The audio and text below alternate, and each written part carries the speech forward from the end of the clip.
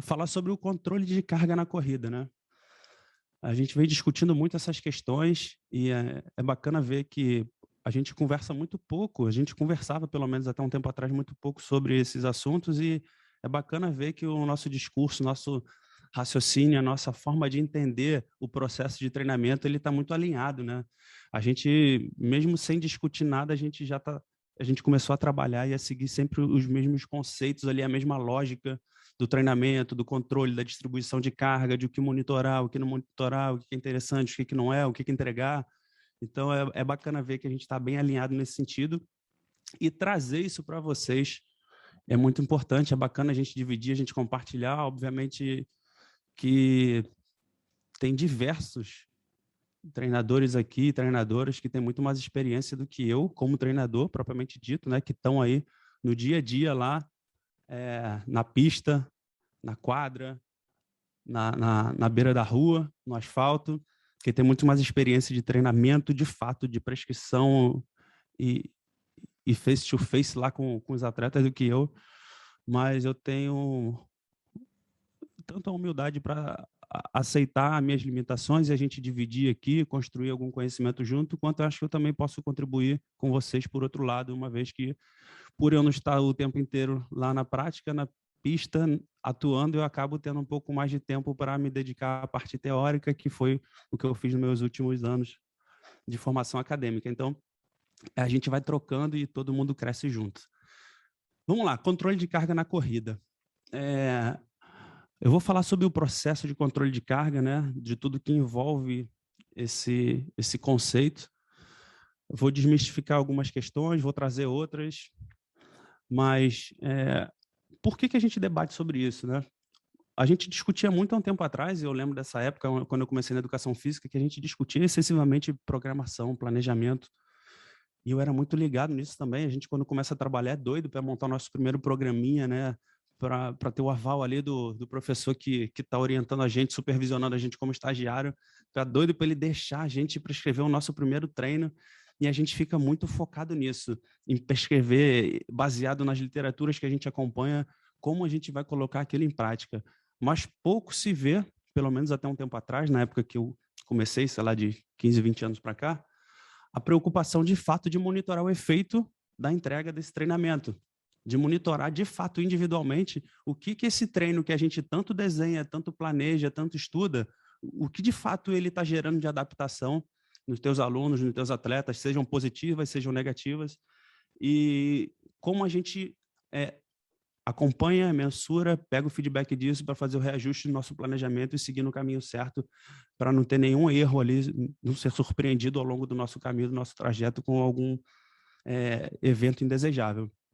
Então, nos últimos anos eu venho me dedicando um grande tempo, né, para entender essas questões do processo de treinamento e adaptação, como monitorar de fato essas variáveis de forma individualizada e quais podem ser mais interessantes, quais podem ser mais sensíveis, ou seja, tem uma representatividade melhor, quais são mais práticas de fazer no dia a dia, porque vocês vão ver ao longo da minha fala também que tem muita coisa interessante, muita coisa que o pessoal vem debatendo ultimamente, mas que quando a gente vai ver a aplicabilidade prática dela em campo, fica complicado de viabilizar. Bom, então, começando com o meu primeiro slide,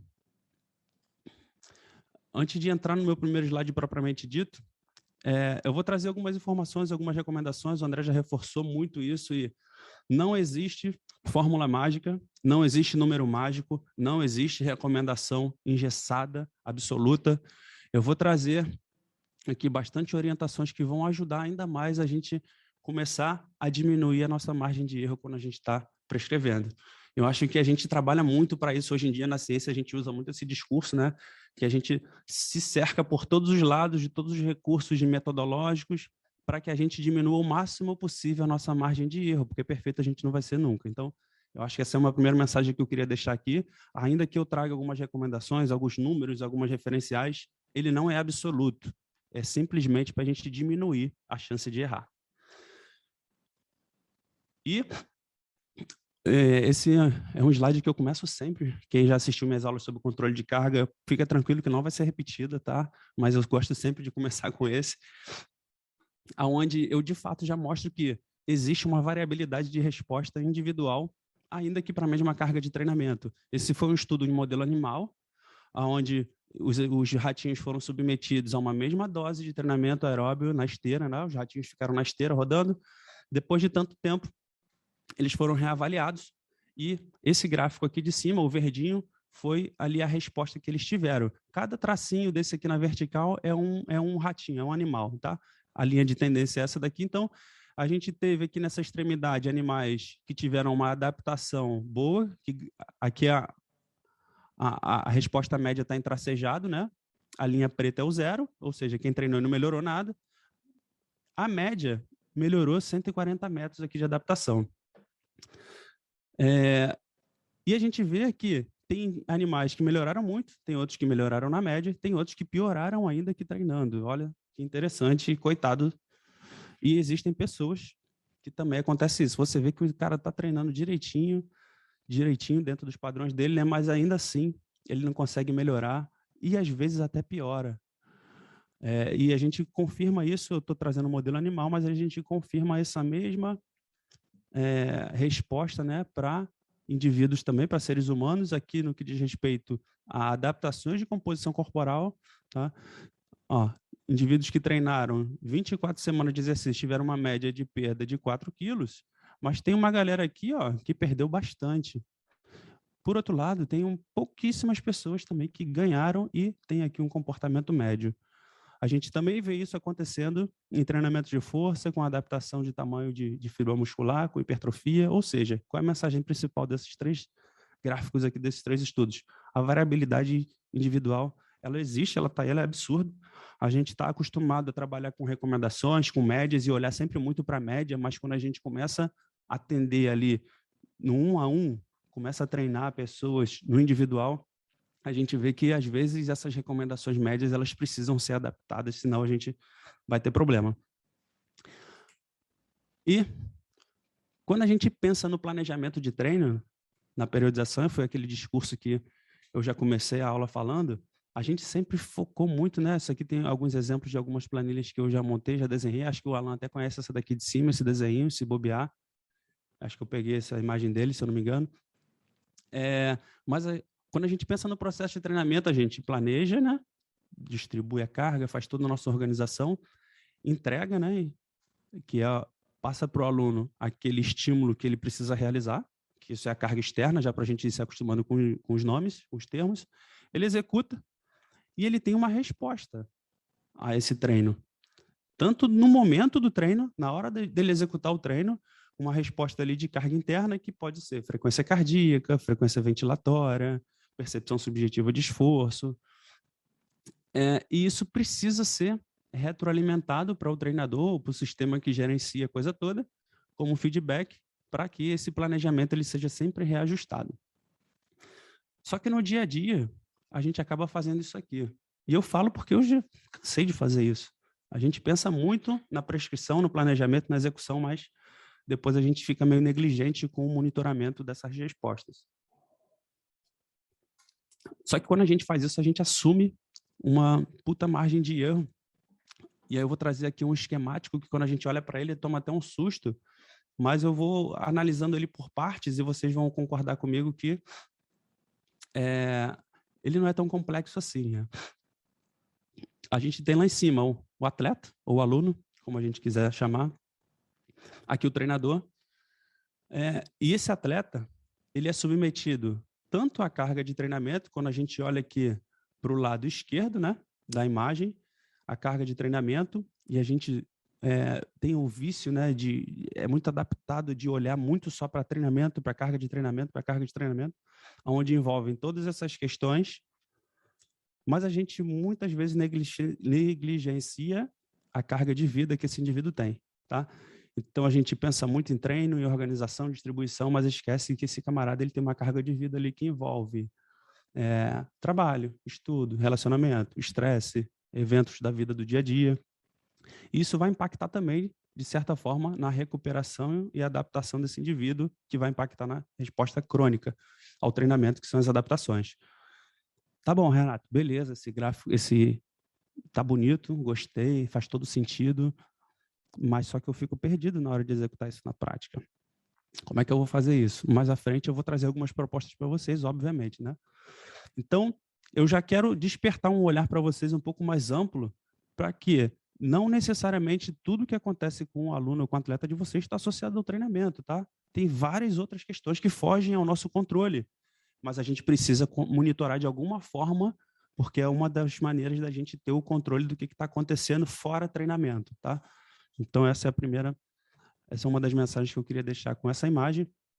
E a gente sempre tem que estar buscando a entrega da melhor carga de treinamento, né? Buscando ali uma zona ótima de carga de treino para esse indivíduo, para que ele tenha a melhor adaptação positiva com o menor dano possível. E aí a gente corre o risco, às vezes, de tá subtreinando esse atleta ou sobretreinando, que ou a gente não vai ter a performance como a gente gostaria, ou a gente vai passar do ponto e vai levar ele para uma zona de risco. Mas encontrar esse ponto ótimo aqui, que é bem difícil, a gente precisa de tempo individualmente para conseguir encontrar. E quando a gente objetiva o melhor desempenho possível para o menor risco de lesão, principalmente no alto desempenho, né, a gente trabalha sempre muito perto ali do risco, a gente sempre trabalha numa linha muito tênue ali perto da lesão, então, de fato, principalmente para quem trabalha com alto nível, com desempenho, não tem outra alternativa a não ser monitorar tudo, tá? Porque o indivíduo que ele tem pouco, a gente sabe que para quem não tem nada, metade é o dobro. Então, o que o cara fizer, ele vai estar adaptando, ele vai estar melhorando. Agora, para o indivíduo que ele já está num nível mais avançado, a gente precisa, de fato, treinar muito esse cara e treinar bem perto ali do limite. Eu acho que vocês vão concordar comigo quando eu falo isso. Não estou falando nenhuma novidade para ninguém, mas estou criando aqui um terreno para a gente começar a discutir daqui a pouco. E um conceito, quando a gente começa a falar, então, de controle de carga, um conceito que ele é muito confundido é o controle de carga com a distribuição de carga. Às vezes eu abria uma pergunta, né, caixinha de pergunta no Instagram e tudo, e perguntava como é que o pessoal fazia controle de carga, se as pessoas faziam, todo mundo respondia que sim, eu faço. Eu boto ali direitinho o percentual de carga que ele vai treinar para cada semana, ou o percentual de RM, ou a carga de trabalho para o cardio. Eu distribuo tudinho ali, eu faço primeiro a progressão de volume, depois a progressão de intensidade, eu tenho as semanas de descarga ali, de deload, eu faço tudo bonitinho, eu controlo tudo. Na verdade, ele faz uma boa distribuição de cargas, né? Então, esse termo, ele, às vezes, engana um pouco a gente, mas o indivíduo ele consegue distribuir, planejar todas as cargas, mas, de fato, fazer o controle da carga de treino, ele vai um pouquinho além de só distribuir bonitinho, porque isso é a primeira etapa, né? Agora, de fato, a gente precisa entender, controlar ali, registrar o efeito que essa carga que ele distribuiu e entregou ali, e o aluno executou, a resposta que ela está gerando, para que a gente consiga entender se, de fato, a gente está provocando uma resposta que a gente esperava, e, inclusive, o controle de carga ele se serve como avaliação, só que avaliação dia a dia, então a gente está diariamente avaliando o nosso aluno. A gente não precisa treina 2, 3, 4 semanas, um mês, 2 meses, aí para tudo. Não, essa semana eu vou avaliar. Não, quando a gente implementa um sistema, um processo bem redondinho de controle de carga de treino, a gente não precisa parar para avaliar, para fazer eventos de avaliação. Ele está sendo avaliado todo dia, né? Isso que é o grande lance. E muitas vezes a gente se pega nessa situação, né? Como eu acabei de falar, né? Que geralmente a gente entrega o treino, a gente entrega a planilha, entrega ali toda a distribuição de carga, mas de fato não monitora de perto o efeito dela no dia a dia.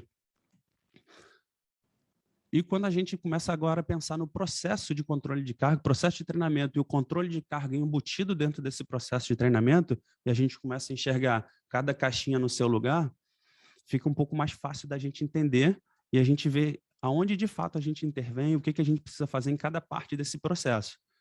Entender o processo é fundamental. Inicialmente, o André já falou pra caramba aqui de alguns determinantes de performance, de como avaliar esse atleta, esse aluno, de como enquadrar ele num determinado nível, para ter ali um ponto de partida de qual nível de carga esse camarada ele tolera inicialmente, baseado em um pré-teste, onde eu vou estabelecer ali o que é a performance que eu quero atingir com ele. Então, eu tenho um piso e tenho o teto, né? Eu gosto muito dessa analogia, então eu tenho o piso, que é da onde eu estou saindo, eu avaliei o camarada, e eu tenho o teto, que é o meu objetivo, que é onde eu quero chegar. Aí eu vou traçar os objetivos e vou partir para a execução, que é a parte do planejamento, que é o treinamento propriamente dito, que é onde a gente é especialista em organizar esse treino, qual é a qualidade desse treino, né? Qual é o tipo de treino que ele vai ser exposto, qual é a quantidade, né? Qual é a dose, volume, intensidade, como é que eu vou distribuir isso tudo.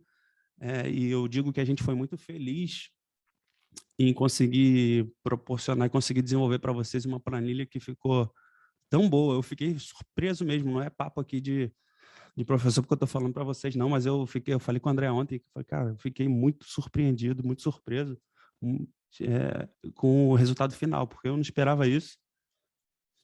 Eu queria fazer uma coisa até mais simples, mas aí a gente vai se empolgando e ficou muito bacana, ficou muito interessante. E eu, quando eu começo a fazer essas coisas, eu perco a linha, fico horas ali, viro noite às vezes, tentando desvendar tudo ali da planilha e implementar o máximo de função possível. Então, nesse sentido aqui, para planejamento, execução e controle de carga, a ferramenta ela vai dar para vocês recursos fantásticos que vai facilitar demais a vida de vocês. E, seguindo a lógica de planejei, desenhei aqui o meu planejamento, ou seja, desenhei a carga externa. Carga externa é a carga de trabalho que a gente submete o indivíduo. E agora eu parto para o monitoramento. Tá? Então, eu tenho aqui a carga externa e carga interna, que a gente, pelo monitoramento da carga interna, a gente começa a rastrear as adaptações ao treinamento. Como assim? Se para a mesma carga interna, para a mesma carga externa, ou seja, para a mesma quilometragem, para o mesmo ritmo, para o mesmo treino, aquele indivíduo ele começa a manifestar respostas de carga interna menores, significa que ele está adaptando. Opa, sinal positivo para mim. Eu estou sobrecarregando ele, estou carregando ele, e ele está dando respostas de carga interna menores. Eu consigo identificar isso lá pelo meu monitoramento, então significa que eu posso sobrecarregar mais ele. A grosso modo, né? Óbvio que para algumas fases a gente espera algumas respostas diferentes. E o oposto também é verdadeiro. Se eu estou numa fase que eu espero que ele tenha aquisição, eu estou dando carga para ele. E eu não estou vendo essa melhora. Eu estou vendo até o oposto acontecer, já é um sinal de alerta que eu preciso parar para olhar para esse cara com calma e olhar outras variáveis além do treinamento. E, por fim, a gente vê se de fato, baseado nessas respostas aqui de carga interna, a gente vê se de fato as adaptações estão sendo alcançadas e os resultados estão sendo obtidos para que isso volte lá para cima e o ciclo continue. E para definir carga de treino, eu sei que esse termo está começando a ficar até de certa forma obsoleto não, mas banalizado, onde tudo que está relacionado ao treinamento está começando a virar carga de treino. E a gente precisa ter muito claro que, para controle de carga de treino, uma medida válida para controle de carga de treino, ela deve mostrar uma forte relação dose-resposta com o resultado de treinamento específico, tá? Seja estado de fadiga ou risco de lesão. O que eu estou querendo dizer? Eu vou propor uma métrica aqui para vocês, que provavelmente a maioria já conhece, que é uma métrica universal, fácil de aplicar, de usar, que é a PSE da sessão, para a gente gerar o training load. Mas só que, de fato, Renato, se o meu corredor ele começar a acumular cada vez mais training load ao longo da progressão dele, de treinamento, do planejamento dele, ele vai estar melhorando o desempenho? Se estiver melhorando o desempenho, opa, essa é uma variável bacana de carga de treinamento. Eu consigo dizer que essa variável ela serve para monitorar ali a progressão desse cara, ou se também ela tem uma relação com lesão. Quanto mais eu aumento essa carga, mais aumenta o risco de lesão dele. Ou se eu tiro muita carga também, ele acaba ficando exposto à lesão. Então, a gente precisa, de fato, encontrar uma relação com estado de fadiga, lesão ou adaptações. Senão, essa variável ela não pode ser chamada de variável de carga de treino. Vou dar um exemplo para vocês. CK. A CK, por mais que a gente saiba que seja uma variável que está ali trazendo informações relacionadas a dano muscular, que de certa forma é associado a estresse de treinamento, eu não consigo usar essa variável de CK para prescrever. Isso daí é uma outra qualidade que a variável de carga de treino também tem que ter. Eu preciso ter uma relação direta com melhora de performance, lesão ou estado de fadiga, mas também eu preciso usar ela para prescrever. Qual é o exemplo clássico que você já conhece, principalmente para corrida, para o endurance? A frequência cardíaca. Eu consigo ali ver pelo TRIMP, por exemplo, eu consigo calcular o quanto o indivíduo ele acumula de carga de treino pelo TRIMP.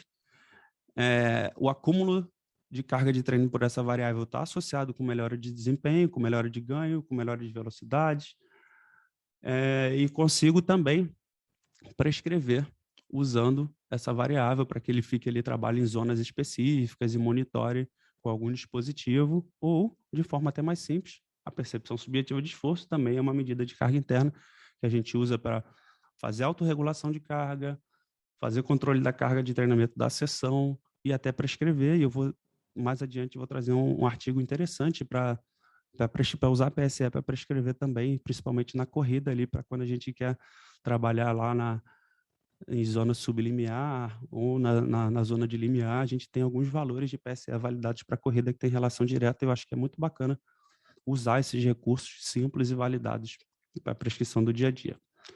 Seguindo, beleza, então você já me convenceu que eu preciso monitorar. Eu já estou convencido, eu quero monitorar. Agora, como é que eu faço isso na corrida? Por muito tempo, a distância semanal, né, ou a distância de maneira geral, ela foi tida ali como uma variável quase que absoluta ou hierárquica ali. Todo mundo só controlava a distância de treino. Distância era, se eu controlasse a distância de treino, eu estava sossegado, eu planejo por ali, executo por ali, mas a gente começou a ver com o tempo algumas limitações. E esse estudo aqui, ele aborda essa questão, né? Esse estudo bem recente, é 2021, se eu não me engano, eu postei há pouco tempo sobre ele, ele apontando algumas limitações para quando o treinador olha só para a distância. E a primeira frase, né, que ele abre o texto, eu achei muito interessante, eu até trouxe aqui uma imagem para vocês, por exemplo, como é que o indivíduo ele vai testar qual é a resistência de uma ponte? Como eles sabem a resistência do limite de carga das pontes? Eles dirigem caminhões cada vez maiores e maiores até a ponte quebrar. Então, quando ela quebrar, o cara vai lá e pesa o caminhão e fala, bom, beleza, a tolerância dessa ponte é essa daqui, ó, tantas toneladas, porque ela quebrou quando a gente passou com uma carga desse tamanho. E é meio que a gente fazia quando a gente ficava só submetendo o indivíduo ao controle de carga, e aí falando na ponte, olha aí, eu vou saber até quando que a ponte sustenta, eu preciso passar com caminhões cada vez maiores, ou seja, eu vou submeter o camarada a volumes cada vez maiores, aí uma hora, quando ele chorar, quando quebrar, quando doer, a gente sabe, opa, aqui está o limite dele, eu não posso passar desse limite aqui não. Só que isso é muito individual, pessoal, a gente está vendo. E aí depois de ler essa frase, eu falei, não, vou buscar uma imagem, né, para ilustrar, pelo menos esse slide, eu achei esse vídeo aí. Olha que coisa de louco, o tamanho desse caminhão passando por esse negócio. E é uma mulher que está dirigindo. Bom, aí trazendo um resumo para vocês do que esse estudo traz para a gente, de como ele aponta as limitações de olhar só para a distância semanal. E aí, toda vez que eu falar das variáveis aqui de controle, pessoal, eu nunca estou falando para usar essa ou aquela outra. É sempre olhar para variáveis adicionais que vão fornecer cada vez mais um olhar amplo, multivariado, para que você consiga ter ali todo um arcabouço, um aparato, para tomar decisões cada vez mais assertivas e não ficar refém só de poucas variáveis. Então, se isso significa que a distância semanal é ruim, claro que não. Ela é excelente, é uma das principais, mas a gente precisa de coisas a mais, além disso, que ela sozinha não é capaz de distinguir nas cargas mecânicas, neuromusculares, cardiovasculares e perceptivas, psicológicas, que contribuem com o estresse de treinamento. E aí, por fim, aqui ele recomenda que seja associado também uma ferramenta validada de fácil aquisição para a medida de carga interna, que é a PSE da sessão, para que seja monitorado em paralelo com outras variáveis de carga externa, né?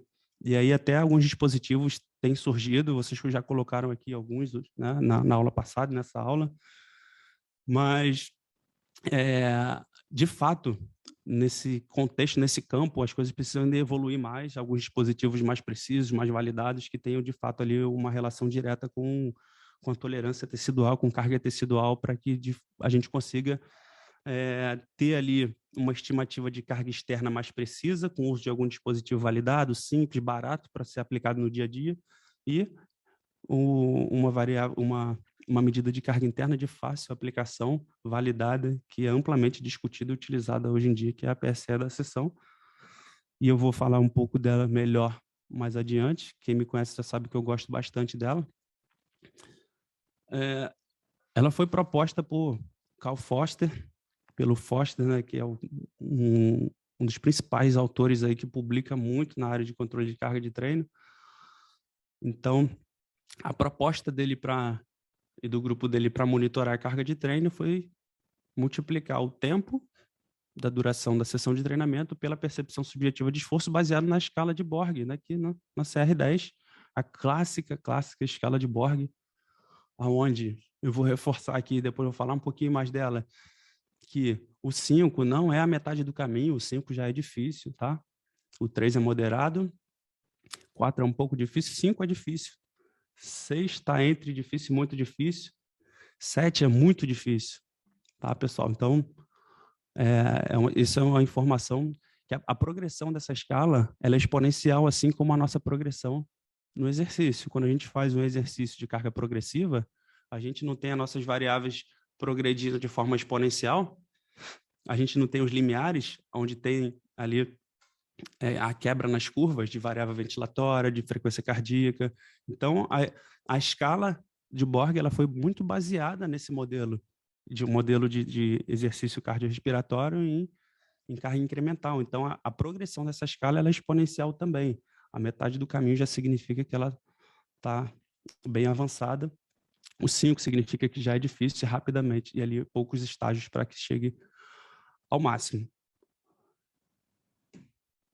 Vamos lá, então uma forma fácil de fazer aquisição, onde ele junta aqui uma variável de carga interna e uma variável de carga externa. Eu tenho aqui a carga de treino, por isso que chama de unidade arbitrária, né? Porque são duas unidades diferentes se multiplicando ali, se combinando, então gera um valor que é chamado de unidade arbitrária. A partir daí, aí que vem algumas coisas mais interessantes ainda quando a gente começa a discutir essas questões de controle de carga, que a partir do momento que ele identificou isso, ele trouxe outras medidas que são oriundas dessa variável, do comportamento matemático dessa variável, e aí que eu já começo a alertar os senhores que a gente usa a matemática o tempo inteiro para ajudar a gente, mas fisiologia não é matemática, biologia não é matemática. A gente vai estar sempre ali com as nossas medidas, as nossas variáveis e nossos marcadores dando um apoio para a gente, mas a gente tem que entender o tempo inteiro que fisiologia não é matemática, tá? Então, é onde ele propõe ali monotonia e strain, essas duas medidas, essas duas variáveis que uma serve para a gente entender como é que está o comportamento da carga ao longo da semana e a outra o estresse de treinamento a partir do momento que a gente entende que uma semana muito monótona, né, uma semana com carga alta e pouca variação, ela pode ser arriscada, ela pode ser perigosa, porque nesse estudo aqui onde eles propuseram essas medidas aqui, olha a informação interessante, de 75% a 99% dos eventos relacionados ao overtraining ocorreram em até 10 dias após picos na carga de treino, monotonia e strain. Opa, aqui eu tenho informações importantes para vocês, tá? E vai anotando aí, vai pegando, vai registrando isso de alguma forma. Não necessariamente a lesão ela vai ocorrer simultaneamente a quando ocorre o pico de carga, tá? Então, gravem isso é importante. Sempre que tem picos de carga que vão além daquilo que você está planejando, fiquem alerta nas 3 semanas seguintes, tá? Nas 3 semanas seguintes, se o indivíduo ele foi sobrecarregado com uma carga além, ele foi submetido a um spike, um pico de treinamento não planejado, ou até planejado, fiquem de olho nas semanas subsequentes. Até a 3ª semana, esse indivíduo está sob um risco importante de lesão, tá? E eu vou mostrar para vocês o que são essas variáveis e como é que a gente consegue calcular elas de forma fácil depois.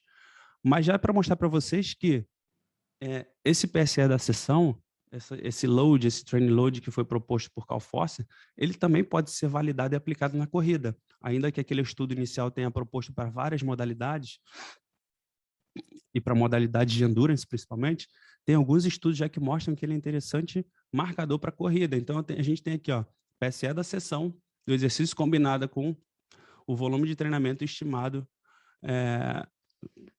a resposta estimada de volume de treinamento de corredores, mais o legal aqui é que ele usou dispositivos que mediam também carga externa. Então, botou acelerômetros aqui para o pessoal usar.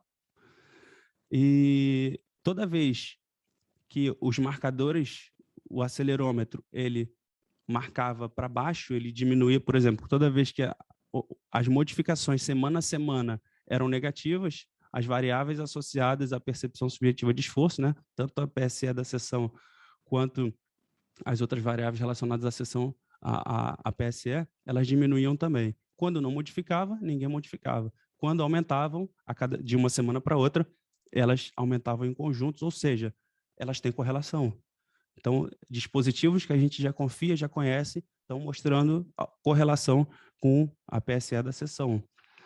E eu gosto muito, quem me conhece sabe que eu gosto muito da percepção subjetiva de esforço, porque, de certa forma, ela é um indicador que você faz uma leitura integrada ali de tudo, uma leitura do teu corpo, né? Você escuta o teu corpo e manifesta ali uma resposta de percepção de esforço da sessão de treinamento.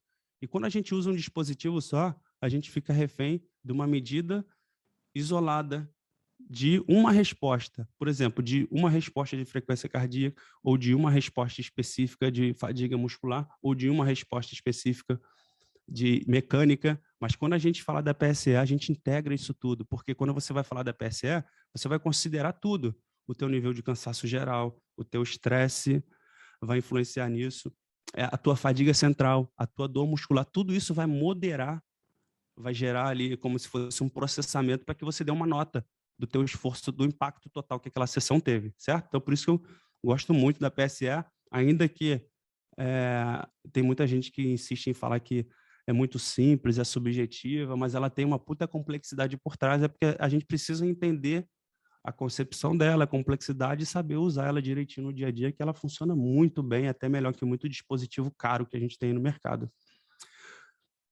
E aqui eu estou mostrando para vocês que ela também foi validada por outras métricas de carga interna já mais conhecidas, como o TRIMP, por exemplo.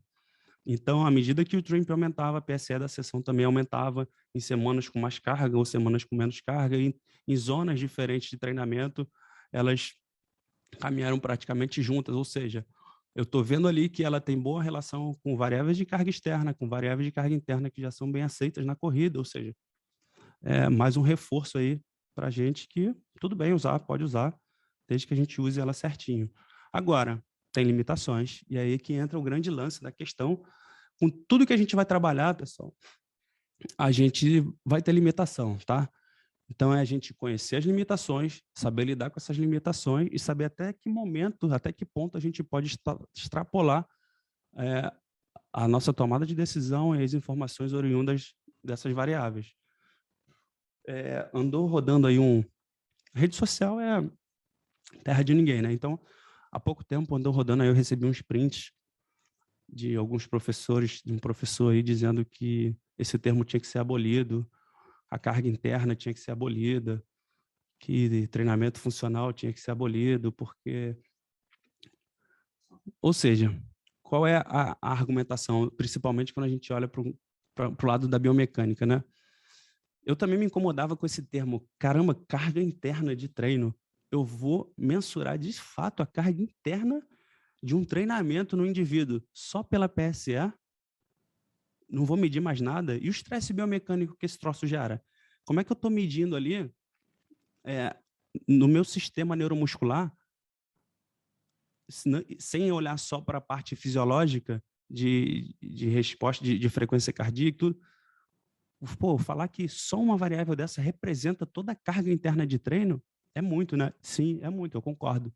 Mas a gente tem uma alternativa simples, fácil, validada de utilizar. Ela responde tudo? Ela está ali para ser a panaceia, para ser a solução de todos os problemas? Claro que não, claro que não. E é assim que a gente trabalha, conhecendo as limitações e tirando o melhor que cada ferramenta tem. Tanto é que foi esse o título que eu botei nesse slide aqui. E sim, a gente tem todo o estresse mecânico, o André já falou sobre isso, falou do stride, falou da potência, dispositivos vêm sendo desenvolvidos, mas enquanto a gente ainda não tem isso muito bem consolidado, desenvolvido, validado e popularmente aplicado a baixo custo, a gente tem que usar aquilo que a gente tem à disposição, ainda que saiba que tenha todas as limitações. E aqui, por exemplo, tem um modelo teórico que esses autores propuseram, né, de ainda que a flutuação das variáveis fisiológicas ela pode ser positiva, talvez as adaptações biomecânicas elas não sejam. Então, esse é um alerta aí, principalmente para quem trabalha com atividade cíclica, né, como a corrida, porque o camarada treinar, para ele melhorar, ele tem que correr. Ele só corre. Ele só submete o tempo inteiro a extremidade inferior dele à carga. Então, a gente tem que ficar muito atento o tempo inteiro para a magnitude de carga mecânica que esse indivíduo está sendo exposto, ao piso, às variações de inclinação, e, de alguma maneira, monitorar isso. As variáveis subjetivas, elas ajudam a gente, mas esse daqui é um alerta que eu trago para vocês, entendendo essas limitações e tocando o barco. Vamos lá. Aí, voltando, né, para a nossa famosa PSE, quem não sabe, o pai da PSN é o Borg, o Gunnar Borg, que é um pesquisador, coroa, faleceu ano passado, e o camarada aí que passou praticamente uma vida dedicando aos estudos relacionados à percepção subjetiva de esforço, a aplicação disso no contexto de ciência dos esportes. Tem que eu acho que muita gente aqui já conhece, que existe um livro só da PSN, Percepção Subjetiva de Esforço, onde aborda ela sob todas as perspectivas. Então, quem tem interesse em trabalhar com a PSE, ou quem acha que a PSE é muito simples, não presta ainda, eu recomendo que procure algumas informações um pouco mais a fundo sobre a escala, né? Porque, de fato, ela, quando foi proposta, elaborada, várias questões foram consideradas. Abriu o microfone aí. E, pessoal, essa figura, inclusive, eu trago do livro, onde é interessante a abordagem que ele faz nessa parte do texto, onde a gente o tempo inteiro está acostumado a, na vida, quando a gente tem uma abordagem psicológica ou psicoterapeuta, a gente aceita tranquilamente, né, que a gente seja tratado pelo lado físico. Por exemplo, que a gente tome alguma medicação para tratar alguma disfunção, alguma desordem de natureza psicológica ou psiquiátrica, e a gente aceita que isso se manifeste de maneira física, eventualmente, mas só que, às vezes, a gente tem dificuldade de fazer essa mesma associação para o caminho oposto, que algumas manifestações físicas, como o treinamento, elas podem, de fato, impactar também na parte psicológica, e isso acontece, essa regulação, ela acontece o tempo inteiro, a gente precisa estar muito alerta a isso, e a percepção subjetiva de esforço, ela te auxilia ali nessa leitura. Agora, uma pergunta que é chave para vocês entenderem a lógica do controle de carga pela PSE, para regulação de esforço durante a sessão. Qual é a diferença de PSE da sessão, tá? No contexto de monitoramento de carga para percepção subjetiva de esforço clássica, que a gente dá ali a nota em cada momento do treino, ou então em cada estágio do treino. Existe diferença, sim, e por isso que a gente criou um campo aqui específico em vermelhinho lá na planilha, na parte da ficha de prescrição. Vocês vão perceber que dentro da sessão de treino, a gente tem 3 colunas de PSE, tá? A gente vai ter aqui a PSE do aquecimento, inclusive está alta aqui por acaso, a PSE da parte principal, a PSE da volta calma. Para que ela serve nesse momento? Para fazer a regulação de carga daquela fase ali, daqueles momentos específicos de treinamento, inclusive quando esse treinamento é intervalado. Eu quero, por exemplo, 6 estímulos de 1 km para uma PSE de 6 e recuperando numa PSE de 0, de 1, de 2. Então, isso é uma coisa. A PSE da sessão é outra coisa completamente diferente, tá, pessoal? Na hora de medir carga, de controlar carga usando a percepção subjetiva de esforço. Eu posso pegar tudo o que aconteceu aqui, somar, pegar a média aqui, multiplicar aqui o tempo que eu fiquei em cada estímulo pela PSE do estímulo e somando isso tudo e ter ali a minha carga de treino da sessão? Não. foge completamente da concepção teórica do modelo, tá bom? Então, quando a gente vai medir a percepção subjetiva de esforço da sessão, é da sessão como um todo, do impacto global que isso aqui tem, como o indivíduo está se sentindo alguns minutos após a sessão, e não como ele classifica ali a intensidade do estímulo, tá? Isso dá diferença, tá bom? Então, isso é muito importante. Vai estar aqui na hora de prescrever qual é a PSE da sessão que vocês esperam, qual é o impacto que vocês esperam que essa sessão gere no aluno, tá? Ainda que nos estímulos você possa provocar uma percepção subjetiva de esforço alta, se você estiver fazendo um treino curto, intenso, estímulos bem intensivos, ela vai estar alta, mas não necessariamente significa que esse treino ele foi suficiente para gerar uma PSE da sessão aumentada. Às vezes acontece isso, tá? Então, fiquem bem alertas a isso, isso é importante carregar essa informação para frente. Então, seguindo, já que eu estou falando de percepção subjetiva de esforço para regular a intensidade de carga durante o treinamento, não tinha como eu não citar esse estudo, né? Inclusive um estudo que tem envolvimento aqui do Fábio Nakamura, que esse grupo é um estudo que é multinacional, tem pessoas de fora também, mas o Fábio Nakamura é um dos principais cientistas do esporte que o Brasil tem hoje, e trabalha com essa ferramenta também, e na ocasião eles quiseram ali ver se existia alguma relação de fato com a determinação da zona de lactato, a concentração de lactato, com a percepção subjetiva de esforço, e resumindo, por conta do meu tempo, eles encontraram de fato ali uma correlação de zonas específicas de lactato com percepção subjetiva de esforço, ou seja, a gente consegue usar a percepção subjetiva de esforço, a PSE, para prescrever em cada zona específica. E a zona que eles encontraram foi de 4.3 a 6.5, né, que é a zona de limiar. Abaixo de 4.3 é a zona sublimiar. Foi observado ali que na maior parte das sessões de exercícios, com essa percepção subjetiva de esforço, o lactato estava abaixo de 2 milimol. Entre 4.3 e 6.5, o lactato ficou entre 2 e 4 milimol. E acima de 6,5, o lactato entrou naquela zona de acumulação, acima do limiar, acima de 4 milimol, ou seja, olha que informação interessante, pessoal. Agora, beleza, Renato, amanhã eu já vou falar para o meu aluno treinar abaixo de 4. Mas calma aí, ele foi familiarizado? Ele conhece a escala? Você ensinou para ele qual é a manifestação da resposta fisiológica em cada estágio da escala? Qual é a diferença? Como é que ele vai se sentir quando ele passa da zona de limiar? Se numa zona, ele, por exemplo, zona de sublimiar, ele está fazendo exercício, mas ele consegue tranquilamente falar, conversar, se for o caso. Acima da zona de limiar, ele já aumenta a frequência respiratória, já tem dificuldade de se comunicar, e lá para cima ele tem dificuldade, nas intensidades mais altas, ele tem dificuldade até de fazer raciocínios lógicos, contas básicas, ele começa a entrar até no estágio de confusão. Ou seja, ensinem os alunos de vocês o que é cada estágio, o que é cada nota e como ele vai perceber a manifestação da resposta fisiológica dele para cada zona de intensidade específica.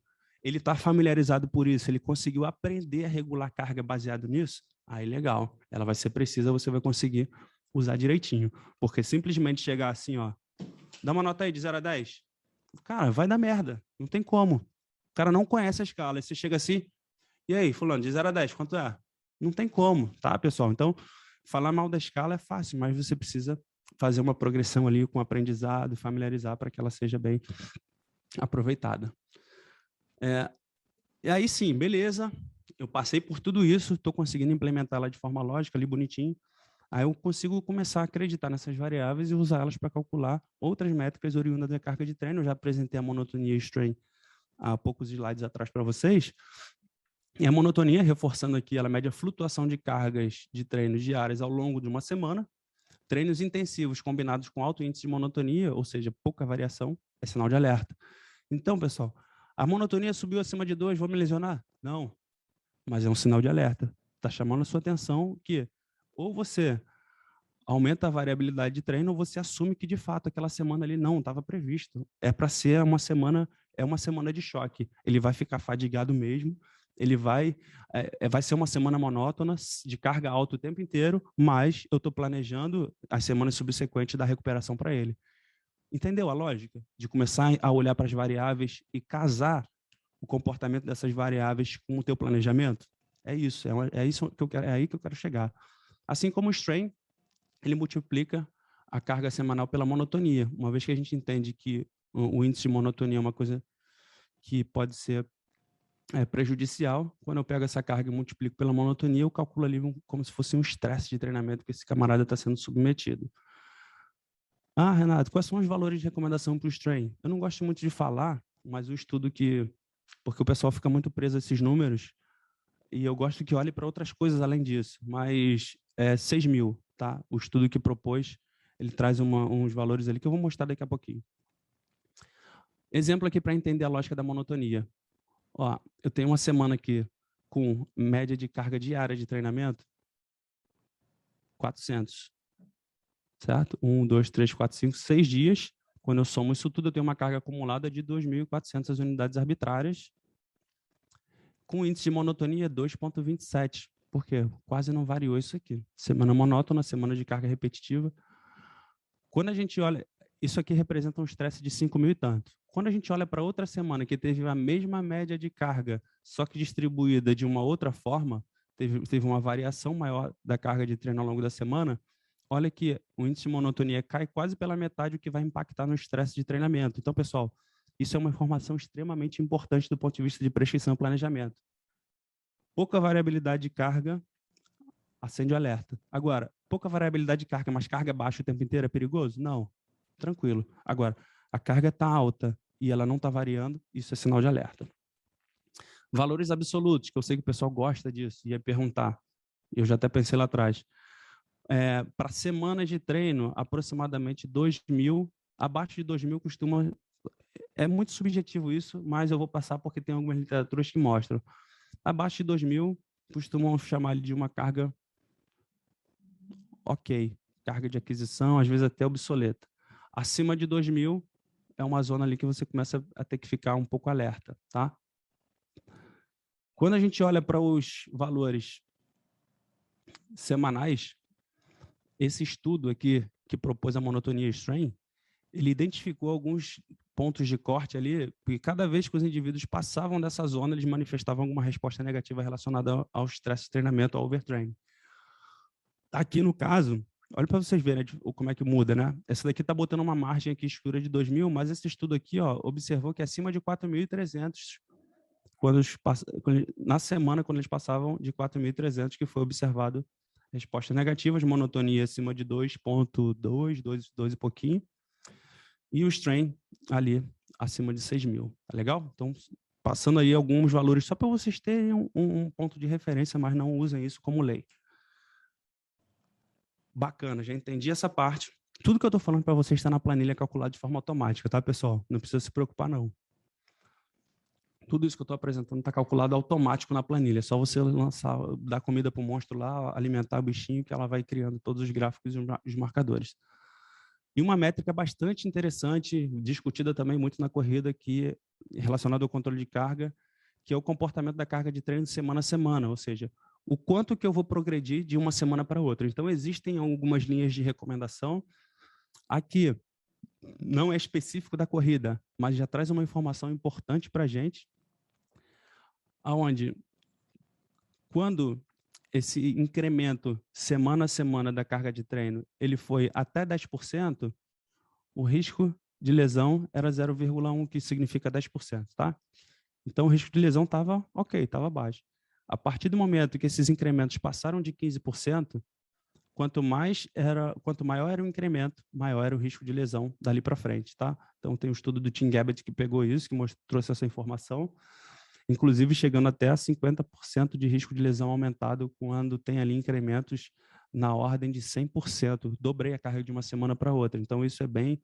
Vocês precisam ter bastante atenção com essas progressões para não serem muito ousadas. A nossa planilha também está calculando lá para vocês o incremento semana a semana de carga para que vocês estejam sempre navegando ali em território conhecido, tá? E aqui 2 outros estudos específicos de corrida que falam sobre esses incrementos semana a semana. E aí, passando só a mensagem final, né, para não ficar chato, ó, aumentos na distância acima de 30% por 2 semanas seguidas parece deixar os corredores iniciantes mais vulneráveis a lesões relacionadas ao volume quando comparado com aumentos de até 10%. Ou seja, bate um pouco com a recomendação do estudo anterior, e esse daqui também vai na mesma linha, só que ele usa ali o 20%. Então, em 14 semanas de treino, aumentos entre 20% e 60% da distância semanal foram mais associados com risco de lesão quando comparado com incrementos de até 20% na carga. Ou seja, parece que trabalhar aí numa zona entre 10% e 20% de incremento semana a semana é uma zona segura, né? A partir disso, você está assumindo, não que seja proibido, mas você está assumindo um risco aumentado. Se esse indivíduo ele estiver muito bem preparado, tiver com uma base muito sólida, ele suporta tranquilamente esses picos, tá? Isso é uma informação que eu vou trazer para vocês quando eu entrar nesse slide aqui, na hora que a gente fala do agudo crônico, que é uma métrica também que ela vem do cálculo dessas relações de progressão de carga. Então, a partir do momento que eu tenho progressões muito rápidas, essa variável, esse agudo crônico, que é eu dividir a minha semana, a minha carga somada da semana atual pela carga das últimas 4 semanas, inclusive computando a atual, então são 3 anteriores mais a atual, a média disso. Então eu divido a semana aguda pela semana crônica, e se eu tenho valores lá que passam de 1.3, 1.5, significa que eu estou fazendo progressões muito rápidas na carga. Essa imagenzinha é bonitinha, mas acho que para entender fica melhor quando a gente usa essa daqui, ó. Por exemplo, da semana 4 para a semana 5, a gente teve um incremento abrupto aqui, né? Um pico de carga, um spike, e aí essa métrica, né? A razão agudo-crônica, ela sinaliza para a gente quando isso acontece. Ó, foi lá para 1.6, ou seja, que é uma zona teoricamente considerada de risco, mas quando você descarrega, né? Tira a carga de novo, ela volta a reduzir. E aqui, quando a gente volta para o slide anterior, isso aqui é risco de lesão. Esse comportamento aqui é da variável do agudo crônico. Quando a gente tem incrementos muito ousados, muito abruptos, esse risco ele aumenta exponencialmente. Mas quando a gente descarrega muito também, a gente tira muita carga desse indivíduo, ele também acaba ficando suscetível a lesões, porque ele começa a caminhar na direção do destreino. Então, cuidado também com essas questões, tá? Quais são as limitações dessa variável? É uma variável interessante que ajuda a gente a entender o comportamento de carga e fazer progressões seguras ali, tranquilas, mas essa zona aqui que foi proposta de 0,8 a 1,3 pelo Tim Gabbett foi desenvolvida para futebol australiano, rugby, cricket. Ou seja, para outras modalidades ela precisa ser melhor explorada ainda, mas bem entendida. Existem diferentes formas de aplicar, por média rolante ou média exponencial, que atribui peso maior para as semanas mais recentes. Parece que essa aqui é mais sensível à lesão. E são números mágicos? Não. Tá? É só para você ter uma noção, mas se você estiver assumindo ali, conscientemente trabalhando fora dessas amplitudes aqui, tranquilo, e dependendo da tua modalidade, esses valores eles podem de fato mudar mesmo. Bacana. Entendendo agora a lógica do controle de carga, a matemática desses troços todos, a gente vai para a parte final da aula, que eu vou andar até um pouco mais rápido, porque o meu tempo já está chegando no final. Eu prometi 1 hora para o André, mas eu vou roubar um pouquinho mais. Desculpa, mestre, mas eu não tinha como passar tão rápido por isso, senão o pessoal vai ficar com dificuldade de interpretar tudo lá na hora da planilha. O monitoramento de fadiga... Oi? Tá, nota 10, vai embora. Monitoramento da fadiga e estado de prontidão para o treinamento. Pô, aí agora a gente começou a olhar para outras coisas que saem só da carga de treino, que foi aquele discurso que eu usei lá no início da minha aula, né? A gente precisa olhar para outras questões, ter outros marcadores além só do treino pelo treino. Então eu trouxe aqui para a aula de hoje 3 tópicos para falar sobre essa parte de monitoramento de fadiga e prontidão, que é a fadiga central medida pela variabilidade da frequência cardíaca, que é bacana, mas é perigosa, vou mostrar por quê. A fadiga neuromuscular, pelo salto vertical, que é bacana também, tem boa correlação, mas é chato de fazer no dia a dia. E o questionário de bem-estar, que é uma medida, mais uma vez, subjetiva, fácil de aplicar, tem boa correlação, é validada. E se eu tivesse que optar no dia a dia, eu optaria por utilizar mais essa daqui do que as outras duas, tá? Até porque isso envolve logística, metodologia para medida, aquisição, vocês vão ver por quê quando eu mostrar os próximos slides. A variabilidade da frequência cardíaca, ela tem boa relação com a aptidão aeróbia, ou seja, o indivíduo que ele tem aptidão aeróbia mais desenvolvida, maior, ele tem uma maior variabilidade da frequência cardíaca. O que é a variabilidade da frequência cardíaca, Renato? É o quanto que um batimento varia em função de outro. Tá? Quando a gente olha na linha do tempo para os batimentos, eles ficam oscilando o tempo inteiro. É normal, é positivo, é saudável isso acontecer, tá? Se o camarada ele não tem variabilidade, ele fica ali igual um marca-passo sem variação, isso é perigoso, tá? Então, quanto mais essa frequência varia, ela tem essa flutuação, melhor. E isso é medido por algumas métricas aí de forma matemática, a gente consegue extrair umas variáveis dessa flutuação da frequência cardíaca de repouso, que trazem informações para a gente do que diz respeito à aptidão, que no que diz respeito à prontidão para o treinamento. O indivíduo que ele está muito fadigado, sobrecarregado, essa variação da frequência cardíaca de repouso dele tende a ser menor, por conta ali de uma dominância do sistema nervoso autônomo simpático. Então, a gente tem como medir isso, tá? E alguns estudos mostraram para a gente que existe, de fato, relação com essas variáveis. Esse estudo aqui, com atletas recreacionais de endurance, mostrou ali uma relação positiva. Mostrou que tem relação, né? Tem positiva e negativa dependendo da variável, mas o importante é vocês entenderem a mensagem que, como nesse... Renato, você fala, ele está fazendo relação da variabilidade com a CK. Aí falou, pô, Renato, você falou que a CK não é carga de treino.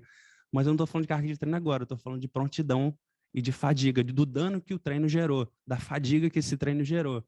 Então, a gente observa ali que, conforme a CK diminui, o HF, que é uma das variáveis no domínio da frequência e da variabilidade da frequência cardíaca, ele diminui também. Isso aqui é um marcador parasimpático. Quando ele diminui, não é bom, tá? Então, à medida que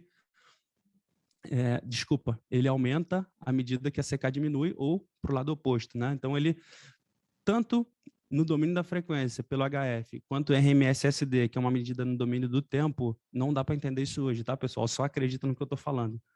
No domínio do tempo, elas têm boa relação com CK, ou seja, quanto maior foi o dano muscular, as respostas de dano muscular, a resposta de variabilidade da frequência cardíaca, elas acompanharam a resposta de dano muscular. Então, mostrou ali por uma medida objetiva fisiológica que existe relação entre essas variáveis.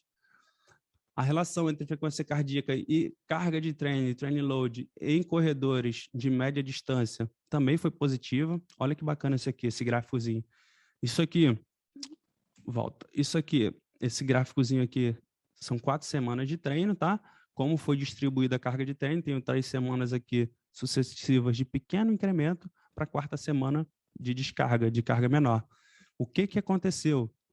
Eles manifestaram essa resposta de fadiga, tá? Olha lá, que está justamente batendo com o comportamento de carga, né? Carga alta, alta, alta, carga baixa, a resposta de fadiga ele acompanhou isso. E quando a gente olha para a variabilidade da frequência cardíaca, a gente começa a ver que existe uma tendência do comportamento dessas variáveis elas acompanharem o comportamento da carga de treino. Algumas têm o mesmo comportamento, outras têm um comportamento inverso, que é normal dependendo da variável, tá? Não dá tempo de explicar o porquê, mas acredita em mim que essa relação foi bacana. Quando a gente olha para o RMS-SD, que é uma variável do domínio do tempo também, olha o que aconteceu. Quanto mais alta está essa variável aqui, melhor, tá? Isso daqui é a raiz quadrada do desvio padrão de um batimento para outro. Então, quanto mais variação tem, né? Quanto mais desvia de uma para outra, mais ela está variando. Na primeira semana, ele usou o 100 como referência, sobrecarregou o cara. O que aconteceu na segunda semana? Diminuiu a variabilidade. Na terceira semana, diminuiu mais ainda a variabilidade. Mas na 4ª semana, quando ele tirou a carga, o que aconteceu? A variabilidade aumentou até mais do que estava na primeira. Ou seja, bacana, né? Conseguiu, de fato, ali triar, né? Medir o estado daquele indivíduo de estresse de carga de treino pela variabilidade da frequência cardíaca, uma ferramenta interessante também para monitorar estado de fadiga e prontidão para o treino. E aí eu vou trazer agora uma figura um pouquinho mais tangível, aqui um pouquinho mais fácil da gente entender, porque é uma figura de livro, o livro do McGuigan, onde ele mostra ali a variável RMS-SD, que é a mais utilizada no dia a dia, né? Que você fazendo a aquisição de 1 minuto, ela já tem uma boa aceitação. Vários dispositivos já fazem ela. Tem aqui modificação positiva, modificação negativa, que tem as margens ali, os limites aonde essa variável ela pode flutuar. e aqui a própria variável andando, né? Modificando. E a evolução disso ao longo do treino foi subindo positivo. A partir da 7ª semana, ela começou a cair, provavelmente porque a carga de treino começou a aumentar muito, a fadiga começou a acumular, então a variabilidade da frequência cardíaca caiu, ele está mostrando que foi positivo, se eu não me engano, tem um outro gráfico que tem ali essa carga, mas foi isso que aconteceu. E qual é a mensagem que eu trago daqui? Não é simplesmente aumentou, diminuiu, tá? Tem uma manobra matemática ali, estatística, para a gente identificar qual é a zona superior e inferior, que é o SWC, né? Tem gente que usa isso para salto também, que é a mínima diferença detectável, ou seja, eu tenho que identificar qual é a variação daquele indivíduo ali, qual é a variação natural daquele indivíduo, eu vou achar a margem dele baseado num comportamento prévio, né? Eu preciso de algumas semanas, de média de algumas semanas anteriores, para identificar qual é a mínima diferença detectável dele, estipular as margens, a partir de então, quando ele passa dessa margem para cima ou para baixo, eu posso afirmar que isso está associado à fadiga ou não. Fora isso, pessoal, não dá, tá? Então, é uma medida válida, bacana, mas é chatinha no dia a dia de medir. Quando a gente vai para o salto, existe a mesma correlação, tá? O indivíduo, quanto mais fadigado ele está, menos força... Renato, Oi? sou eu. Uma pergunta, posso fazer? Aí Quem? não André? vale, é o Leta. Ah, não. Os aparelhos fazem, cara, o cálculo dessa medida, dessa Uhum. variabilidade individual, dessa mínima diferença detectável? Não. Pô, aí complica a nossa vida, né, cara? Por isso que eu falo que Obrigado. é meio chatinho. Na verdade, eu acho que o HRV Fortran ele está fazendo já. Eu acho que ele está fazendo. Se alguém usar aí e quiser falar, me avisa, mas eu acho que ele está fazendo sim. Ele não fazia não, mas acho que ele já está fazendo. Aí a barrinha muda de cor, tá? Depois eu mostro. Legal. Mas, no geral, não faz, tá? Quem tem só o relógio, vai medir, vai exportar esse dado, vai calcular na mão, não faz. A gente tem que processar isso tudo.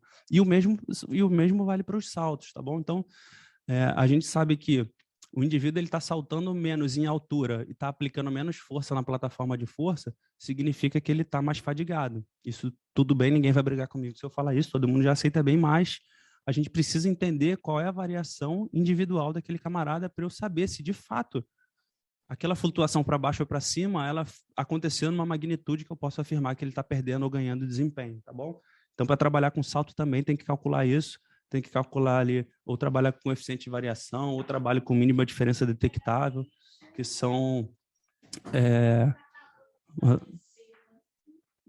Eu estou dando aula aqui, tá, Inês?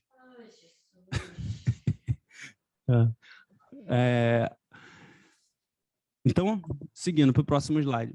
Renato? E o terceiro? Oi. Só rapidamente aqui acrescentar. Tem um pessoal aqui do FMG, do Laboratório de Fisiologia, que eles usam sempre Deixa eu só aumentar.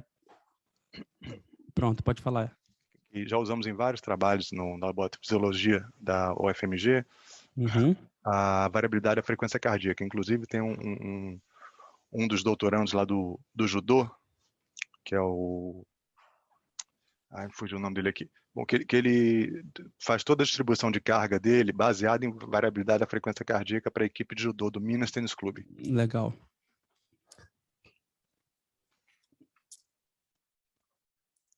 Mas o quê? Era para falar que o pessoal faz isso? Sim, bacana. Ele usa direto isso como controle de carga dele. Ele faz o controle automático nas bacana. nas planilhas dele. Tem alguns estudos que mostram isso, né? Que é a modificação de carga baseada no comportamento da variabilidade da frequência cardíaca ou baseada na altura de salto. Também tem o João Claudino, né? Que em 2010 ele publicou um artigo mostrando isso. Isso. Para atletas de futsal. Então, assim, mas é um trabalhozinho que eu quero alertar para vocês? Caramba, é bacana de fazer, é válido, é positivo a utilização disso, mas não é fácil não, tá? Tem que ter um aparato aí por trás de equipamento, de método de medida. Vocês vão ver daqui a pouco, eu vou mostrar os slides de recomendações aqui para variabilidade. Obrigado, tá, Flávio? E a lógica das variáveis de questionários de bem-estar é parecido com essas. Só que são medidas psicológicas, né? E a gente sabe que as manifestações psicológicas, elas também têm correlação com fadiga, com carga de treino. Então, à medida que a carga de treino tende a progredir, tende a aumentar, ali o score de wellness, ele tende a ir diminuindo também, ou seja, pô, aquele cara ali tá apanhando, né? Tá sendo sobrecarregado, treinando, então ele começa a manifestar a parte psicológica também de maneira negativa. A gente tem uns questionáriozinhos bem simples que pontua de 1 a 5 cada questão, você faz essa medida e dá para acompanhar, são validados. Não precisa de uma grande familiarização, porque as perguntas são bem simples e intuitivas. Eu gosto muito desses questionários.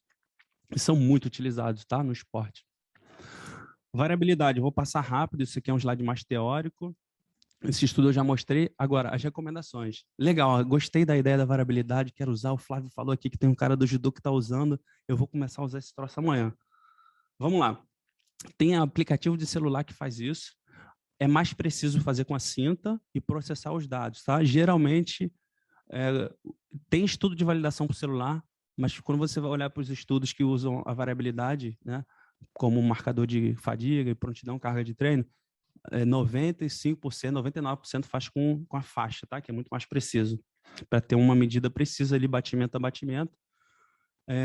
Tem clubes que fazem isso sistematicamente, mas aí ele já tem a rotina metodológica para essa coleta.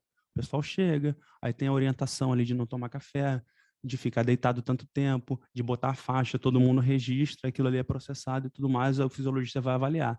Mas para o dia a dia, não é tão fácil não. Dá para fazer, mas não é tão fácil não. Desde que siga todas essas orientações aqui, você começa a ter ali um valor que tem uma representatividade, porque senão você corre o risco de estar medindo e processando artefato e estar tomando decisão baseada em artefato de medida e não, de fato, naquilo que você quer medir. Por exemplo, pelo menos 1 minuto de registro, pelo menos, cara. Eles chamam até de ultra short esse intervalo de 1 minuto aqui, com a medidazinha ali, para avaliar as variáveis no domínio do tempo. Para olhar para elas no domínio da frequência, que é aquele LF, HF, você precisa de pelo menos 5 minutos, tá? Eu trabalhei bastante tempo com isso também no laboratório, é bem chato de ter uma medida ali válida. Familiarizar com a técnica, principalmente com o celular, botar o dedo certinho, não se mexer durante, respirar na frequência certa. Precisa de pelo menos 8 sessões para a normalização do sinal, ou seja, para extrair ali um Z-score ou um SWC, ou um coeficiente de variação, entender como é que aquele indivíduo varia, para observar as modificações. Então, é comum também normalizar por log, para diminuir essa variância, usar a média de registros semanais e não pegar a medida do dia, porque de dia para dia tem variação, então utilizar a média semanal e tomar decisão baseada nas semanas, nas variações de semana para semana. Realizar as medidas sempre nas mesmas condições, preferencialmente pela manhã, sem ingestão de bebida cafeinada, ambiente calmo, luz baixa, sem falar, sempre na mesma posição corporal, ou sentado ou deitado, com a frequência respiratória de 6 a 10 por minuto. Se fizer isso tudo bonitinho, legal. Tudo bem, pode fazer. Se não fizer, acordei de manhã, esqueci de fazer, já tomei café, estou conversando com minha esposa aqui, vendo televisão, enquanto isso eu vou aproveitar aqui para fazer, porque o André é chato pra caralho, ele me pediu para fazer, deixa eu fazer isso aqui. Aí tu fala. Aí no outro dia ele acordou, tá na cama deitado ainda, vou fazer logo para ficar livre. Pessoal, já não tem mais validade nenhuma, tá bom? Então essa é a mensagem que eu queria passar da variabilidade, da medida da variabilidade para vocês. Para o salto, as recomendações, familiarizar com a técnica, porque é uma medida técnica, então ela precisa de um tempo para aprendizado técnico e depois, de fato, tá medindo o desempenho ali e medir o que é fadiga e o que é variação de técnica, tá? Porque como o aprendizado desse salto influencia muito no desempenho dele, tem que familiarizar. A questão de registrar pelo menos 8 para medir comportamento individual também vale para ele. E ressalva para esportes, modalidades que solicitam mais o membro inferior. No caso da corrida, ok, se adequa legal, mas o pessoal, tem gente aí querendo usar no CrossFit, mas, cara, tem muito envolvimento de membro superior, então ele já começa a ter dificuldade de fato, ver o que é fadiga geral, o que é local. Eu acho que a linha de bem-estar, que eu já falei bem dela, já mostrei esse gráfico, estou repetindo. E eu vou pular esse aqui para o próximo, porque meu tempo está estourando, e, na verdade, eles dizem praticamente a mesma coisa, né? Variação das respostas psicológicas com a carga de treino. Aqui, bolinha preta, treinamento intensivo. Bolinha branca, treinamento normal. E quanto maior a pontuação, mais negativo é a manifestação psicológica. Então, treino intensivo, o grupo que treinou intensivo tendeu a manifestar no DALDA aqui respostas mais psicologicamente negativas. Isso é válido também para corredores, aqui corredores de trail, né, recreacionais. Então tem relação aqui cada marcador do questionário de forma isolada tem correlação significativa com a carga de treino pela sessão. Caramba, esse R está muito baixo, mas é significativo. Tanto dor muscular, fadiga, estresse, sono, quanto o próprio índice do questionário como um todo, do Roper. Pô, Renato, tá muito baixo esse R, né, cara? O que tu acha disso daí? Normal, tá? É baixo mesmo porque tem muita coisa que influencia. Então, tem muita coisa ali que está moderando o estado de fadiga daquele cara e não somente aquela questão específica. Então, teve correlação, é bacana, é uma coisa que te ajuda a sinalizar, mas não esperem que essas variáveis, essas métricas vão ter ali um R de 9, de 90%, de 9, 95, 98%. É muito difícil no esporte ter isso. E eu gosto bastante desse questionáriozinho aqui. Eu vou mostrar já a versão traduzida para vocês. 5 questões: fadiga, qualidade do sono, dor muscular, nível de estresse e humor. Quanto mais baixo, pior. Tá vermelho lá, né? Então, quanto mais baixo, pior. Esse é o contrário do DALDA. Então, aqui tem a classificação de cada pergunta e aí ela vai gerar um score para cada pergunta, né, de 1 a 5, soma tudo. Esse questionário ele vai ter uma amplitude ali de pontuação de 15 a 25. Eu consigo ver o nível ali de bem-estar desse cara e me ajuda demais a monitorar a carga de treino. Por fim, uma outra variável subjetiva que é importante para a gente é a escala subjetiva de recuperação. O cara vai dar uma nota só. O indivíduo chega para treinar, ou no dia que ele vai treinar, ele te responde lá: minha PSR de hoje é 3, cara. Não recuperei nada. Meu sono não foi nada restaurador, foi uma bosta. Pô, não tô disposto. O treino de ontem não foi muito intenso, mas eu não consegui me restaurar 100% para o treino de hoje. E a gente tende, né, automaticamente a imaginar, quando a gente desenha a nossa periodização, que eu sobrecarrego um indivíduo em algumas semanas e tiro carga em outra, ou então em alguns dias da semana e falo, não, nessa semana aqui, o treino foi light, foi moderado. Amanhã eu posso meter o pau nele porque ele vai estar pronto. Mas essa escala aqui, percepção subjetiva de recuperação, vai ajudar vocês a confirmar se de fato isso que vocês planejaram está acontecendo. O oposto também pode acontecer. Você deu um treino maior ou mais intensivo para aquele camarada, esperando que ele fosse ficar mal no dia seguinte, mas, cara, ele estava muito bem, recuperou bem para caramba e já estava até bem para treinar de novo. Então, são as exceções, mas a escala te ajuda a ter essa forma de visualizar. Tem estudo que mostra aqui um ponto de corte de 5. Quando os indivíduos manifestavam nota de PSR acima de 5, eles sempre tinham ali uma melhora na performance. Tá? Isso foi um estudo de acompanhamento, né? E quando o indivíduo ele chegava e dava uma nota menor do que 5, a performance daquele dia dele piorava. Então, para quem usa a PSR, é uma escala que vai de 1 a 10, que é tipo a percepção subjetiva de esforço, só que o contrário, né? É de recuperação. E deu nota baixa, não se recuperou, deu nota alta, está recuperado, e o 5 como ponto de corte. Aqui é uma forma didática, né, de usar ela, quem quiser, está indo no material. Renato? Oi? Posso fazer uma pergunta rapidinho? Claro. Às vezes, no uso da PSR, um aluno, no começo do treino, diz que está mal. Depois começa a treinar, ele fica super bem. Como é que eu controlo esse erro? Então, tem indivíduos que eles vão passar a vida inteira e eles não vão conseguir entender a escala, tá? E isso vai ser limitação do método mesmo. Então, ele tem que entender, ele tem que ser muito brifado e familiarizado com essas escalas, porque uma coisa é, cara, tô detonado mesmo, meu estado de fadiga e recuperação tá baixo, eu não vou conseguir suportar a carga. Não é preguiça, não é motivação. Porque o que você me relatou agora parece alguma coisa mais associada ali a uma preguiça, a uma falta de motivação, e não aquele estado de fadiga. Quando o cara treina e ele está familiarizado a tomar porrada e no outro dia ele ficar mal, ele sabe, ele conhece quando ele está precisando de recuperação e quando ele está bem. Então, isso também demanda um certo tempo de uso, de familiarização, para que ela fique cada vez mais precisa, né? Isso daí é meio que um erro de interpretação das próprias sensações para aplicar. E a mensagem que eu tenho para vocês, diante de tudo isso, é: ainda que existam dispositivos tecnológicos que tragam informações, seja bacana comercialmente, é legal mostrar para o aluno e tudo, escute seu corpo.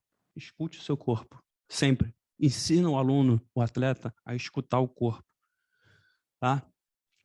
Mostrei aí várias ferramentas que podem ser utilizadas de forma fácil.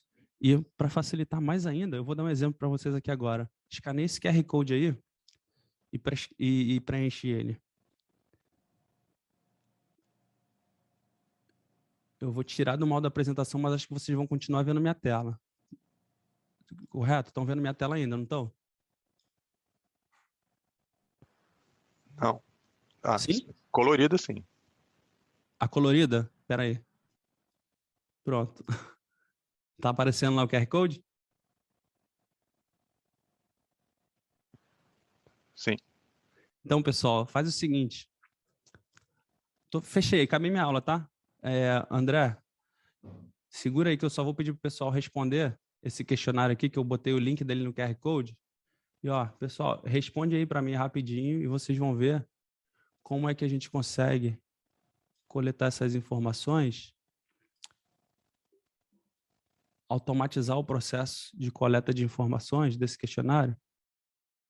Vai respondendo aí, vai respondendo. Tem alguns nomes aí pré-definidos já, né? Você pode mandar assim para os alunos que você tem, que ele só vai escolher o nome dele. Escolhe qualquer nome, responde aí as questões e envia, e me manda.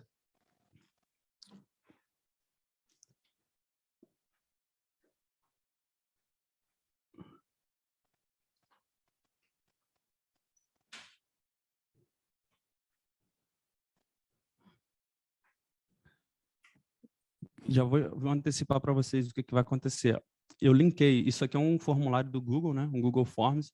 Eu linkei esse Google Forms com uma planilha de Excel. Tudo que vai para dentro desse Google Forms é publicado online dentro da minha planilha aqui, em formato de tabela dinâmica. E eu transformei isso. Ele demora um tempinho mesmo, é normal. E eu transformei isso em gráfico dinâmico, ou seja, eu tenho ali a coleta de todos os meus alunos centralizadas num único dashboard.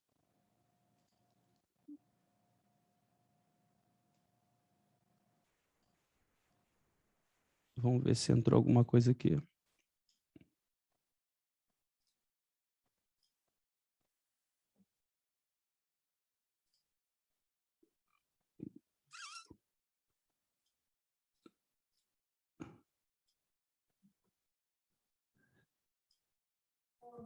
Professor, Bom, tem umas perguntas assim, como foi a qualidade do seu sono? Aí tem insônia e restaurador, mas tem de 1 a 5, aí tipo, o 3 seria o moderado? isso, é o meio do caminho. Meio do É de 1 caminho? a 5.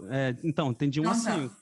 Aí tem uns extremos aí escritos, mas o meio do caminho, você pode botar que ele foi no meio do caminho, ou que ele foi mais perto da extremidade, ou que ele Beleza, foi lá na obrigada. extremidade. Tem muita gente que já respondeu, não chegou nada aqui ainda. Ela tem um atrasozinho para chegar, tá? Mas, resumindo, eu não vou roubar mais tempo do André, não, mas o que vai acontecer aqui? À medida que vocês responderem, isso aqui tudo vai encher. Vai cair tudo dentro dessa planilha que automaticamente ele vai sincronizar com essa daqui. Cada vez que eu abrir esse arquivo, ele vai atualizar sozinho. Vai entrar aqui eu filtro por nome, ali, pelo aluno que eu quiser ver, vejo o comportamento dele ao longo do treino, do tempo, e eu vejo ali todas essas variáveis que eu perguntei para vocês no gráfico, elas vão aparecer aqui para mim ao longo do tempo, para cada aluno especificamente. Cada vez que eu abrir, eu pedir para atualizar o arquivo, esses dados eles vêm entrando ao longo do tempo, tá? É só para mostrar para vocês que existe recurso gratuito para fazer isso tudo aí e automatizar o processo de controle de carga, usando isso combinado com a planilha que vocês vão receber. Eu vou fechar aqui, tá, André? Eu já vou passar para você de volta, porque se eu esperar isso carregar, eu vou roubar seu tempo. Eu sei que seu tempo é precioso, meu amigo. Renato, Oi. é fácil montar essa planilha aí que você fez de feedback? Não.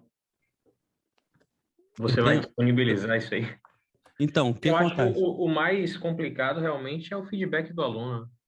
Então, quando a gente facilita o feedback dele, eu facilito esse retorno de dado, eu mando para ele um link, ou então eu faço esse link se transformar no ícone da área de trabalho dele do celular, ele só aperta lá todo dia ou algumas vezes que você combine, e você tem isso tudo centralizado ali no teu sistema, é fantástico, né, cara? Facilita muito a vida.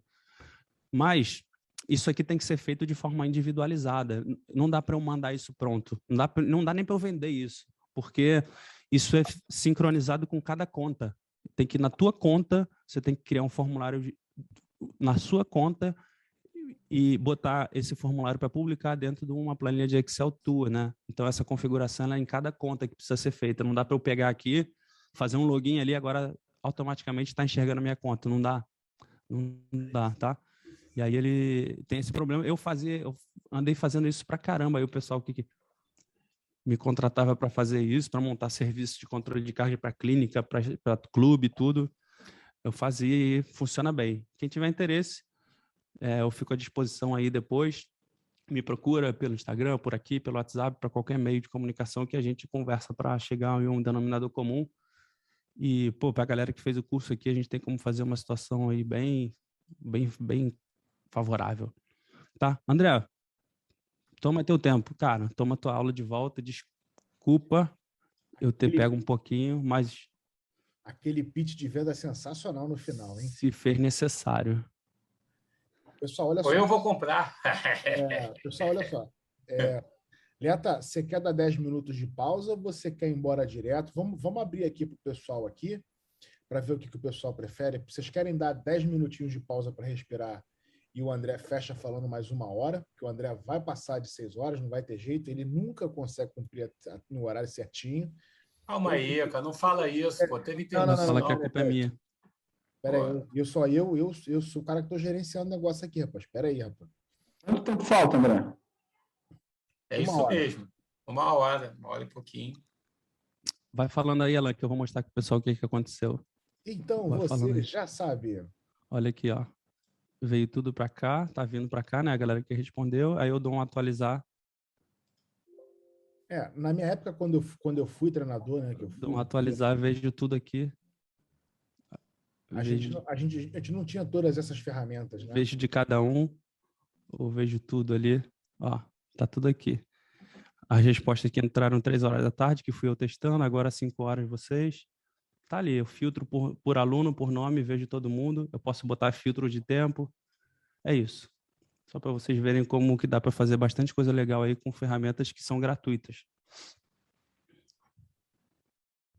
Então, Leta, olha só, o pessoal está falando aqui que prefere ir direto. Ótimo. Então, eu acho que você vai direto aí, que é bom que você dá uma acelerada, consegue entregar pelo menos às 6h20, 6h15, né, Leta? Já que não vai ter intervalo, aí você vai até 6h30 mesmo, Leta. Lógico, até 6h30, né, Alan? Pô, você tem dúvida disso?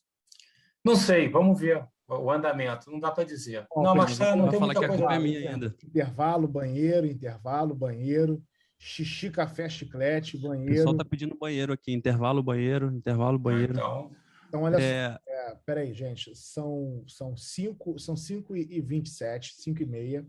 5 minutinhos. 5 minutinhos de alegria? 5h35. Tá ótimo. Leta, tá? 5h35 tá ótimo. Beleza.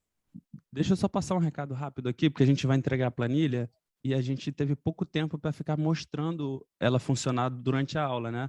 Mas eu vou gravar um vídeo de manual de uso dela, tá? Que vai junto. Então, não se preocupe que não é aquele troço que você vai abrir e já vai sair aprendendo a mexer de automático, mas você vai precisar assistir um videozinho de orientação, mas eu vou mandar esse vídeo gravado, tá? Então, eu vou gravar um manual de utilização para que você consiga aí usar a tua planilha sem ter problema nenhum, tá bom? Na minha apresentação, a continuidade, eu ainda vou mostrar alguma coisa da planilha. Então, vai dar para dar uma... Eu já mostrei hoje, mas vai dar uma clareada ainda de algumas coisas. Vai ficar mais simples de entender. Vocês vão disponibilizar por e-mail? Vocês vão mandar algum link de alguma pasta? Como é que vai ser? Então, a gente vai decidir com o Renato como é que vai ser, mas provavelmente vai ser um link lá do Google Drive, onde vocês vão baixar, igual foi que a gente enviou essa semana para vocês por e-mail a aula, tá? Vai ter um link lá de acesso e vai ser tudo por e-mail, tá bom? Vocês vão receber um link lá do Google Drive, onde vocês vão entrar, vão acessar e vão baixar. Isso não vai ficar disponível hoje, porque o Renato tem que me mandar essa ferramenta. Eu vou colocar aqui para poder colocar no disparo de e-mail, tá? Tem como sim acessar a aula da semana passada. Eu já enviei para todo mundo pelo e-mail. Aí, caso você não tenha recebido, Marcos, eu peço para você dar uma olhadinha no spam ou você fala com o Leto e a gente manda de novo para você, tá bom? Mas já foi enviado sim a aula da semana passada. Aí nesse link do Drive vocês vão disponibilizar o PDF dos slides também? Bom, maravilha. O pessoal vai disponibilizar sim. Legal, os artigos obrigada. também, os artigos originais todos. E mais Show. alguns. Obrigada. Livro. Show. A gente bota o material todo do curso nessa pasta. Os artigos, a planilha, o vídeo de manual de utilização, fica tudo nessa pastinha que vai ser disponibilizado online. Pessoal, 5h35 a gente volta. Só o tempo para ir no banheiro e tomar uma água. Vamos lá, gente.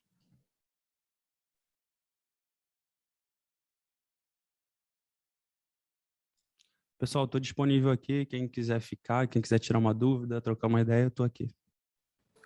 Oi, Renato. Aqui é o Leonardo. Queria fazer uma pergunta em relação ao PSE, que eu já vi alguns trabalhos falando em relação ao tempo pós-treinamento, que faz diferença no PSE. Sim. E qual o tempo que você recomenda para tirar essa nota aí? Então, o tempo recomendado é de 30 minutos, né? A maior precisão foi encontrada que mediram imediatamente após 10, 20 e 30. O melhor resultado foi 30 minutos pós. Só que a gente sabe que, na prática, isso às vezes inviabiliza a coleta dessa informação. Às vezes, esperar 30 minutos para dar uma nota atrapalha. Então, eu falo o seguinte, se você não tem tempo para esperar 30 minutos, você coleta o mais tarde possível, desde que o cara se recupere do final do treino. Porque a tendência é que a gente sempre feche a sessão de treinamento com uma percepção subjetiva de esforço maior. É a maior percepção, geralmente, que a gente fecha, né? A não ser que a gente faça uma volta calma ali, bonitinha. Então, a gente tende a fechar com uma percepção de esforço mais aumentada e isso pode poluir a nota. Por isso que a gente espera para... Fechou o treino, recupera, volta calma, bebe uma água e tudo, e depois pensa, qual foi a minha PSE da sessão? O que essa sessão representa de esforço para mim como um todo? Aí o cara vai dar. Beleza, eu vou aproveitar aqui e emendar uma outra pergunta sobre o iTrimp, que você não falou tanto, que você tem pouco tempo, né? Sobre o impulso de treinamento. E eu vi ali que você colocou o artigo do Manzai, o Vincenzo, né? Que ele fez um iTrimp adaptado para corredor, né? Que foi parecido com o PSE que você falou da sessão e de treino. E eu queria te fazer uma pergunta em relação a esse iTrimp, se você realmente acha válido você fazer ele, por exemplo, eu faço muito treino, meus corredores são de treino, e eu tenho a dificuldade de fazer o iTrimp justamente porque a frequência média sempre é muito baixa por causa da descida. Então, ela nunca vai traduzir a realidade do treinamento. E qual a solução que você dá para isso? Realmente faz no final da subida, é muito difícil monitorar isso em tempo real. Vou ter que pegar o pico da frequência, às vezes tem erro de monitoramento, porque é muito momentâneo, né? Então, eu não sei o que eu faria para solucionar isso. Eu acabo usando muito mais o PSE justamente por isso. Então, a gente sempre vai ter algumas opções, algumas ferramentas que elas têm pontos positivos e pontos negativos e limitações. Essa, por exemplo, é uma limitação. E aí não tem jeito, você tem que aprender a lidar com essa limitação usando outra para cobrir. O que você falou que já usa PSE. Não tem jeito, é a limitação da ferramenta. Para essas situações, para a descida, de fato, fica mais complicado de fazer mesmo, aí você usa PSE. Mas isso para regulação durante o treino, né? Durante. Porque você precisa do troço ali em tempo real. Se alguém tiver alguma orientação aí da prática, se alguém quiser... Por exemplo, antigamente o Polar fazia isso, né, cara? Dava a média do estilo. Se você der o lap, ele marca começou a subida, você bate, terminou a subida, você bate, é como se fosse um intervalado. Ele dá a frequência cardíaca média desse período. Se o cara pudesse prever, e várias trilhas a gente sabe onde começa o início e termina, e dá para marcar. Talvez seja uma alternativa. É uma alternativa, verdade. E aí você, teoricamente, isolaria o trimp da subida, entendeu? Ele demarca ali aquele trecho e ele tem a média para ele marca ali, antes dele chegar na zona que vai bagunçar o sinal. Aí eu teria que fazer isso, então, como se fosse um treino intervalado, que era a história que você faz ali. Entendi. E aí depois... Só que aí eu teria que somar... Agora... Isso mesmo. Você vai ter que pegar, somar a frequência média pelo tempo dela e você soma as etapas todas para ter, vamos botar assim, a carga média de subida, entendeu? E você pode calcular de descida, mas a de descida não tem porquê. Não tem porquê. Vale a de subida. Eu achei que era uma proposta. Legal. Legal. Beleza, uma outra alternativa. Então é isso. Obrigado, Renato. Obrigado, Leto, aí pelas respostas.